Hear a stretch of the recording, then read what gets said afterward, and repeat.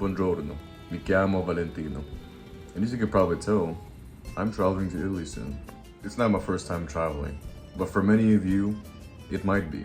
Or you've never been to Italy before. So in this video, I want to go over some things you might not have considered before you go abroad, just so you're well prepared to tackle Europe. One thing you should definitely consider bringing is a fanny pack. But not just any fanny pack. Don't be one of those tourists that has a fanny pack around the waist walking around like this. This is definitely a good way for somebody to say, ah, he's a tourist. The kind of fanny pack you should get, and it's very stylish in Europe, is one that goes across the body like this. Close to your body, and if you need something, you just go, and you need to pay, goes up. And nobody's gonna pickpocket you because it's always in your view. This one that I have, it's padded. This is definitely something you should consider so you can hold all your essentials and carry with you without needing to carry a backpack. It is also very convenient. When you're in the airport, you put your passports here and whatever documents you need, tickets, and instead of having stuffing into your pockets and taking it out all scrunched up, just put it right here, and when you need it, you go, boom, here's my passport. Oh, okay, boom. Close up and you're good to go. Another thing that's very important is to bring jeans and a jacket, because not only is it going to be cold on the airplane, so I definitely recommend you wear jeans and bring a light jacket with you on the plane just in case it gets a little too cold. But Europe, the weather can be unpredictable at times. The weather can just shift just like that and become chilly or rainy, so definitely important to have your bases covered and be able to throw on a light jacket if the weather shifts and you feel a little chilly, and you'll be good to go. When you put on jeans to go to fly, I would recommend bringing shorts in your backpack so that like half an hour before you land, when they say we are about to descend, you can go to the bathroom, change out of your jeans, put on shorts, so that when you exit into your arrival city, you won't be too hot in your pants. Also, continuing along the lines about European weather being unpredictable, very important to bring an umbrella with you. It's just like a small compact one, just something cheap, because you don't want to bring an expensive one in case you lose it. You can stuff it into your backpack in the side pocket so that if it does start raining, you can pull it out, and if it starts raining, your day's not ruined. Another thing many people overlook is to bring an adapter, like especially if you're traveling from the USA, you know that you don't have these circled, we have the square outlets, and you definitely want to have an adapter where you can plug in your American devices into European outlets so that you can actually charge your phone and you don't have to go running around buying overpriced adapters in the airport. Another thing people don't really think about to bring is an external battery pack, because you never know when there's going to be an outlet, and even if there is an outlet, they're probably going to be taken by all the many travelers who are also traveling in the airport. So good to bring this so that when your phone starts running out of battery, you just pull it out, plug it in, and you just keep it charged without needing to look for an outlet. Also, something that you should bring is glasses, because if you're going, especially in the summer, and the sun's scorching and you're walking around town for hours and hours, wouldn't you rather, and in the scorching sun, be more comfortable and not be blinded by all the rays, so you can comfortably walk and look around instead of having to squint down and look like this? So very important. Even if they're cheap ones like this, it doesn't matter as long as you have any. This one many people don't think of bringing is an empty water bottle. Literally bring an empty water bottle through TSA. They can't say anything, and once you get through TSA, in the US, we have free drinking fountains, so you go, fill it up in the fountain, and go to your gate, and you don't have to buy expensive bottled water or drink the nasty water they serve on the airplane. Another thing important to bring, especially if you're going to be traveling not so touristy big cities, is definitely cash. You bring cash, go to your designated place that you're traveling to. Do not exchange cash in your home country, because you'll get a better exchange rate in this country itself, and exchange your dollars for the local currency, the euro, whatever, and just keep it on yourself just in case some place does not accept credit card. Like, it's maybe you're going to a local market and they only accept cash, boom, and you have your euros and you use it. And for times when maybe your credit card doesn't work, who knows? Maybe it's an American Express or Discover. Those ones, sometimes they don't accept because of the high rates. Also, when it comes to changing your cash to convert it to euros or any other currency, it's usually recommended not to go to those independently run businesses that do currency exchange, because sometimes they are a scam or they have fees that they don't tell you about until you've done the exchange. So it's better to do it at a bank or at an ATM that's next to a bank and exchange your currency there as opposed to getting ripped off. This one people also don't think about bringing, and it's a pen or pencil, because especially if you're traveling from abroad, they will give you forms to fill out, and if you don't have a writing utensil, then you're gonna have to awkwardly ask somebody if they have it.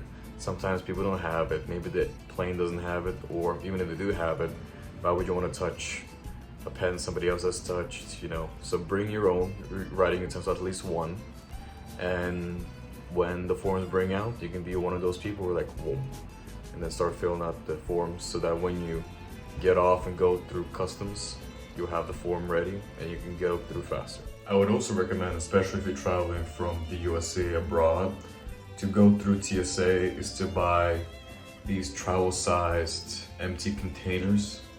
Ones that say, 3 ounce, or they say TSA approved, so that you can put your body wash, conditioner, anything else, anything that you need, so you can pack it in here so that when you arrive in your country, you don't have to think about, oh, I gotta go to the grocery store, I gotta go buy body wash, I gotta go buy this and that. If you stay at a hotel, they give you those miniature tubes, that's fine, but if you're staying in Airbnb, they probably won't give you it.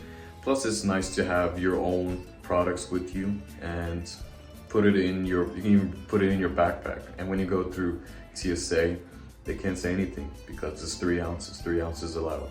And if you're a man who takes care of his appearance and wants to smell nice, you should keep that up even abroad. And for that, I'd recommend bringing like a miniature cologne bottle that you can put in your carry-on, so that when you arrive in your destination, you can spray in the morning so that you walk around, not only look good, but you can smell good. And, smell nice when you go out in the evenings and socialize. This goes without saying, but wear comfortable shoes. Don't wear your stylish sneakers or heels or whatever, because if you're walking hours upon hours on your feet, walking around the city where there's cobblestone everywhere, especially here in Europe, you will not have a pleasant time. What many people fail at is this next recommendation, is to pack light. Because if you arrive with your huge suitcases to the city and you have to drag it all across the city to get your place, or what if you arrive too early for check-in? Where are you gonna put all your bags? Are you just gonna waste the day just so you can wait until check-in? We're all different, of course, but for me personally, how I'm packing is I'm just getting a backpack. Just this backpack, I think it's like bigger than a usual backpack, but it does qualify as a carry-on. Has plenty of space here. Just got my jacket, got all my t-shirts rolled up, and this is all I'm bringing with me. When you pack light, you not only save time, but you also save the effort of carrying so much weight in so many bags to your destination. Because if you bring way too many clothes, half of which you don't even wear, you just wasted so much space and so much effort you had to put into carrying those bags of things you don't even end up wearing. And for many of us guys, we will probably end up wearing the same shirt and the same shorts for probably the duration of the whole trip. So packing 5, 10 t-shirts, shorts, very unnecessary. I would recommend bringing, for the guys, maybe 1 t-shirt per 2 to 3 days of stay. Because if you bring 1 t-shirt a day, the likelihood of you changing a t-shirt every single day is highly unlikely. T-shirt is one thing, you're gonna sweat through them probably, especially if it's very hot, but shorts, you're probably not as likely to sweat through that. For shorts, I would recommend bringing 1 pair of shorts for every 4 or 5 days of stay. because you're more likely to switch out your t-shirts more than your shorts. So you should bring less shorts than you do t-shirts. I would also recommend downloading things for the flight. That includes music that you want to play. So download some songs so that you can listen to it without needing connection to the internet, especially those who use Spotify or Apple Music. And also, if you have Netflix or any of those streaming services, download movies or TV shows that you like, in case on the flight there's no TV or the TV doesn't have the movies that you like. Another thing I would bring with you is just basic knowledge of the local language, because when you get there, you want to have at least some knowledge so you can ask somebody who does not speak English questions, such as, like, if you want to say where the Colosseum is, at the very least be able to say like Dove Colosseo, so then they can be like, oh, it's there, and just go in the right direction. Or if you're ordering at a restaurant, you can say things like vorrei il spaghetti. And also, Italians are very nice and love it when you try to speak their language. So if you know just a couple words you can sprinkle here and there, they're gonna respect you much more and gonna love you very much for trying. For those long haul flights, I'd recommend also bringing earphones that are wired, because most likely than not, the TVs that in the airplane won't have Bluetooth connection. You have to actually connect the earphones, and the ones they provide for you on the airplane, you don't know if they've been washed thoroughly or not. Don't get me started on the things they give you in the airport, the blankets, the pillows, the earphones, how not thoroughly they usually wash them. So I'd rather bring my own stuff than use theirs.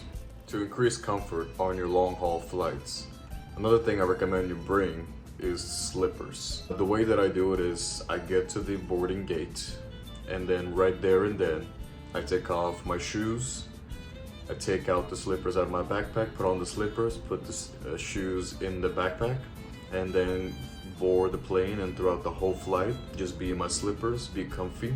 And like 30 minutes before the plane lands, I then go into my backpack and then switch out back into my shoes, and then exit the plane in regular walking shoes. And last but not least, bring noise canceling headphones, because you don't want to be stuck in an airplane with a crying baby and you having to sit through listening to that baby cry the whole flight. Or just if you want to go to bed, for example, it's much easier to go to bed when you have music playing and you don't hear the hum of the airplane or people talking, and it's more peaceful that way.